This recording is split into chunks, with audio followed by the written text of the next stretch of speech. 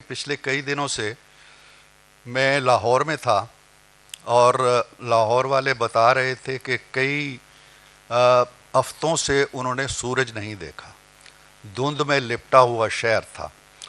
تو آج ہمارے منشور کے ساتھ ہی دھند چھٹ گئی ہے، سورج پوری آب و تاب کے ساتھ نکلا ہوا ہے، سنہری دھوپ کی چمک جو ہے ابھی میں دیکھ کے آیا ہوں، جو میں سمجھتا ہوں کہ ایک اچھا اور نیک شگون ہے۔ میں تفصیلات میں جائے بغیر صرف یہ بتانا چاہتا ہوں کہ نومبر میں قائدین نے مجھے یہ کام سونپا تھا کہ ایک منشور کی تیاری کی جائے، اور جو خصوصی ہدایت تھی میاں محمد نواز شریف صاحب کی، ایک نقطہ تھا کہ کوئی ایسی چیز ہم نے نہیں کہنی جس پہ ہم عمل نہ کر سکیں، کوئی ایسا خواب نہیں لوگوں کو دکھانا جو بعد میں بکھر جائے اور جس کی تعبیر ہم نہ لا سکیں۔ یہ بنیادی نقطہ تھا۔ اس کے بعد پھر ان کی ہدایات تھیں کہ کن کن طبقوں کو ہم نے اہمیت دینی ہے، کن کن مسائل کو اہمیت دینی ہے، اور آپ یقین جانیے کہ مختلف مراحل کے اندر قیادت کی پوری رہنمائی اور مشاورت ہمیں حاصل رہی۔ آپ لوگوں کی طرف سے یہ باتیں آتی رہیں کہ تاخیر ہو رہی ہے، اور تاخیر ہوتی رہی، لیکن تاخیر اس لیے ہوتی رہی کہ اس کے اندر مسلسل اصلاحات کا عمل بھی جاری رہا، ترامیم کا عمل جاری رہا، اور جب ایک چیز ہم طے کرتے تھے تو پھر یہ ایکسرسائز شروع ہو جاتی تھی کہ اس کو پائے تکمیل تک پہنچانے کے لیے ہمارے پاس ذرائع اور وسائل کہاں سے آئیں گے۔ ایک یہ سنجیدہ جماعت کی بڑی ہی سنجیدہ کوشش تھی۔ کئی میٹنگز کے لیے ہماری قیادت نے وقت دیا، ان کی رہنمائی حاصل رہی۔ بنیادی طور پر میں نے اور قیادت نے مل کے 32 کمیٹیاں، ذیلی کمیٹیاں تشکیل دیں۔ میرے پاس ان کی طویل لسٹ ہے، لیکن میں نہیں پڑھنا چاہتا کیونکہ وقت بہت کم ہے، اور میاں صاحب نے بھی جانا ہے ایک جلسے پہ، اور شہباز صاحب نے بھی جانا ہے۔ لیکن ان 32 کمیٹیوں کی سربراہی میں جو ہمارے چیدہ شخصیات تھیں، میں ان کے نام ضرور لوں گا۔ اسحاق ڈار صاحب تھے، احسن اقبال صاحب تھے، خرم دستگیر صاحب تھے، پرویز رشید صاحب تھے، خواجہ سعد رفیق صاحب تھے، سینیٹر اعظم رضی تارڑ صاحب تھے، پیر صابر شاہ تھے، جناب طارق فاطمی تھے، جناب اویس لغاری تھے، محترمہ نصرت صادق صاحبہ تھی، رانا مشہود تھے، کامران مائیکل تھے، بیرسٹر ظفر اللہ خان تھے، علی پرویز تھے، بشیر میمن تھے، جناب ریاض الحق جج تھے، شزا فاطمہ خواجہ تھیں، خواجہ سلمان رفیق تھے، بیرسٹر امجد ملک تھے جو اوورسیز پاکستانیوں کی نمائندگی کر رہے تھے، محترمہ مریم اورنگزیب۔ تو بہرحال اس منشور کی تیاری کے ہر مرحلے میں شروع سے آخر تک، ابتدا سے لے کے آج کی تقریب تک، جس سرگرمی سے اور جس محنت سے اور جس کاوش سے اور جس دلچسپی کے ساتھ اور جس لگن کے ساتھ انہوں نے کام کیا، اس کے لیے میرے پاس شکریہ کے الفاظ نہیں ہیں۔ ان کمیٹیوں نے بڑی تفصیلی رپورٹیں ہمیں دیں۔ میں انہیں ابھی احسن صاحب سے کہہ رہا تھا کہ آپ لوگوں نے ہمیں تھیسس لکھ کے بھیج دیے، بڑے بڑے مقالے لکھ کے بھیج دیے، اور میں نے یہ بھی تجویز بھی پیش کی کہ ان مقالوں کو بھی ہمیں کسی کتابی شکل میں ترتیب دے دینا چاہیے، جو ہمارے 5 سالوں میں کام آتے رہیں گے، ان سے ہم رہنمائی حاصل کرتے رہیں گے۔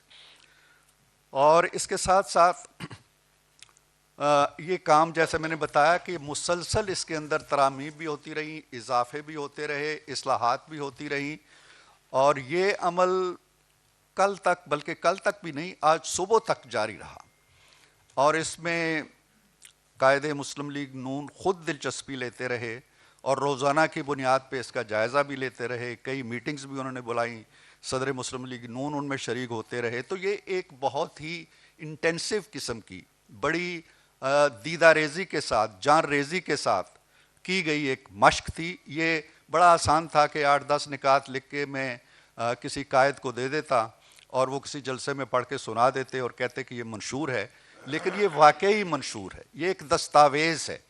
اور اس دستاویز کی ایک خصوصیت یہ ہے کہ ہم نے اپنے ماضی کی کارکردگی کو بھی اپنے منشور کا حصہ اس لیے بنایا ہے کہ ہم یہ بتا سکیں کہ اگر 2013 میں ہم نے یہ وعدے کیے تھے تو 2018 تک تمام خرابیوں کے باوجود، دھرنوں کے باوجود، لاک ڈاؤنز کے باوجود، ہنگاموں کے باوجود ہم نے کیا کیا کام کیے اور جو وعدے کیے تھے وہ کیا پورے ہوئے یا نہیں ہوئے.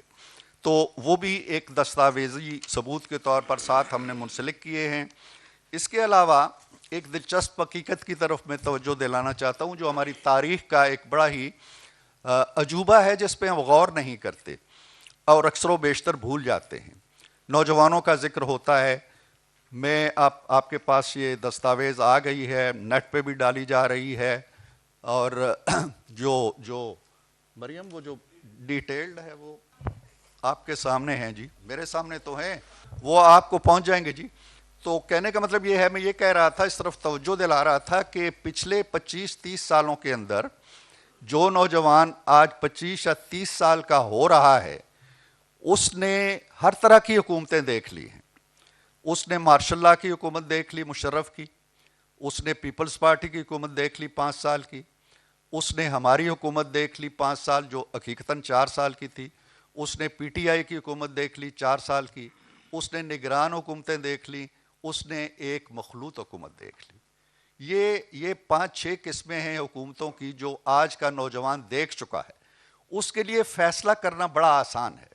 وہ سامنے اسکیچ بنا کے، خاکے بنا کے دیکھ سکتا ہے کہ یہ ہے. مارشل لا کو چلے ہم نکال دیتے ہیں. 2008 سے 2013 تک ایک پارٹی نے حکومت کی اس ملک کے اندر. اس نے کیا کیا؟ ایک پارٹی ہے جس نے 2013 سے 2017 یا 2018 تک حکومت کی، اس نے اس ملک کو کیا دیا؟ ایک پارٹی ہے جس نے 2018 سے 2022 تک حکومت کی، اس نے اس ملک کو کیا دیا؟ فیصلہ بڑا آسان ہے.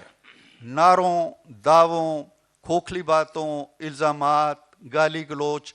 میرا خیال ہے کہ یہ ووٹ دینے کے لیے کنسیڈریشن صرف ہونی چاہیے یہ کہ جی پوچھا جائے کہ جناب یہ 5 سال ہیں پیپلز پارٹی کے، آپ بتا دیں کہ آپ نے 5 بڑے بڑے کام کون سے کیے.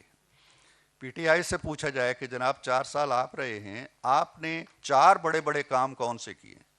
ہم سے پوچھا جائے جی کہ میاں صاحب سے پوچھا جائے کہ 4 سال آپ نے گزارے ہیں، آپ نے بڑے بڑے کام کون سے کیے ہیں. یہ سوال ایک ریڑھی والے سے کیا جائے، ایک رکشے والے سے کیا جائے، ایک کریانہ فروش سے کیا جائے، وہ بھی بتا دے گا. وہ سر پہ ہاتھ رکھے گا جی اچھا جی مینوں تو یاد نہیں ہے کہ پی پی پی نے کی تاثیر تھے، مینوں تو پی ٹی آئی دی بھی کوئی گل یاد نہیں آ رہی.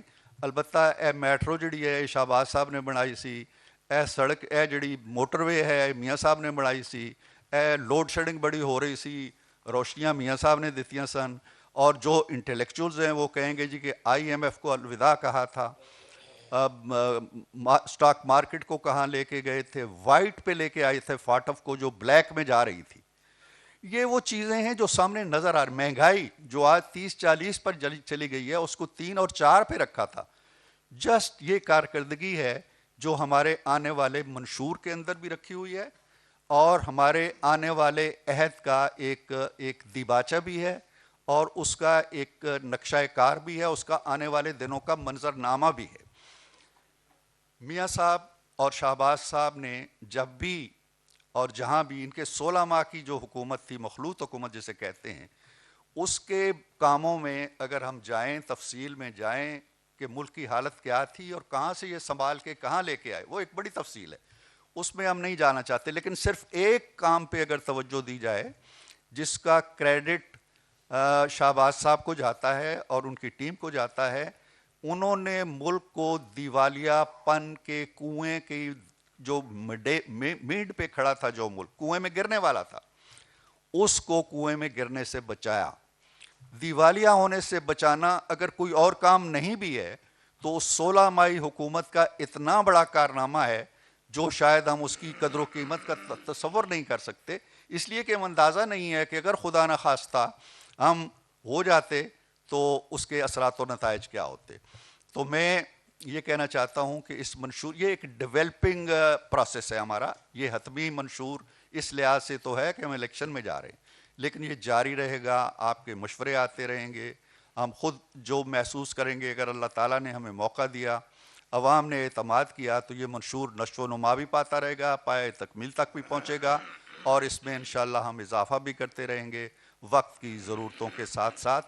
میں اپنی بات ختم کرنے سے پہلے بہت شکریہ ادا کرتا ہوں اپنی پوری ٹیم کا، ذیلی کمیٹیوں کے چیئرمین حضرات، بلال کیانی نے بہت کام کیا، اور جہاں تک مریم کا تعلق ہے، میں مریم اورنگزیب کا، ان کی خدمات اگر نہ ہوتی بطور سیکرٹری یا بطور کوآرڈینیٹر تو مجھے یقین ہے کہ میری مشکلات میں بہت اضافہ ہو جاتا اور یہ آج کا لمحہ آنے میں شاید اور تاخیر ہو جاتی۔ بہت شکریہ۔